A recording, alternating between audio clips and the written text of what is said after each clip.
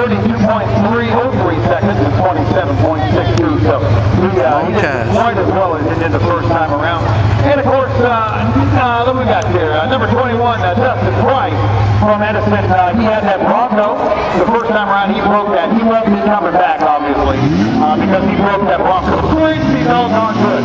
So we're down to number 9, which is Steve Jack from Germantown, Ohio.